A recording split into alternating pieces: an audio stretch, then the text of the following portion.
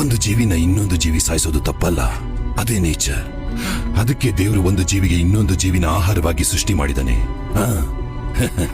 ಸಾಯಿಸೋದೆ ತಪ್ಪಾದ್ರೆ ಎತ್ತಿಗೆ ಕೊಂಬನ್ನ, ಹಾವಿಗೆ ವಿಷನ, ಚೇಳಿಗೆ ಹಲ್ಲನ್ನ ಯಾಕೆ ಸೃಷ್ಟಿ ಮಾಡ್ದ? ಆದ್ರೆ ಆ ಕೊಂಬುಗಳನ್ನ, ವಿಷಯನ ಮನುಷ್ಯರಿಗೆ ಕೊಟ್ಟಿಲ್ಲ ತಾನೆ? ಮೆದುಳು. ಮನುಷ್ಯನಿಗೆ ಮೆದುಳಿದೆ ಅಲ್ವಾ? ಶಕ್ತಿವಂತನೇ ಬದುಕಬಹುದು. ಬಲಹೀನರೆಲ್ಲ ಸೇರಿ ಅವರು ಕಾಪಾಡ್ಕೊಳ್ಳೋದಕ್ಕೆ ಮಾಡ್ಕೊಂಡಿರೋದೇ ಕಾನೂನು. ಜಿಂಕೆನ ಸಾಯಿಸಿದ್ರೆ ಶಿಕ್ಷೆ, ಮೇಕೆನ ಸಾಯಿಸಿದ್ರೆ ಶಿಕ್ಷೆ ಇಲ್ವಾ? ಯಾಕೆ? ಜಿಂಕೆಗಳು ಕಡಿಮೆ ಇದೆ, ಮೇಕೆಗಳು ಜಾಸ್ತಿ ಇದೆ ಅಂತ. ಜಾಸ್ತಿ ಆಗಿರೋದು ಮೇಕೆಗಳು ತಪ್ಪ. ಈ ಭೂಮಿ ಮೇಲೆ ಮೇಕೆಗಿಂತ ಜಾಸ್ತಿ ಮನುಷ್ಯರಿದ್ದಾರೆ. ಅವರನ್ನ ಸಾಯಿಸಿದ್ರೆ ತಪ್ಪೇನು?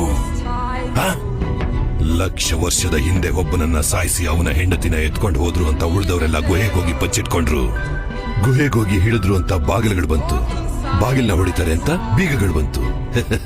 ಬೀಗನ ಹೊಡೆದ್ರು ಕೂಡ ಒಬ್ರಿಗೊಬ್ರು ಕಾವಲು ಕಾಯ್ತಾ ನಿಂತ್ಕೊಂಡಿದ್ರು. ಅವರಿಗೆಲ್ಲ ಒಬ್ಬ ನಾಯಕ ಬಂದ. ಇಷ್ಟೊಂದು ನಾಗರಿಕತೆಗೆ ಕಾರಣ ಏನು?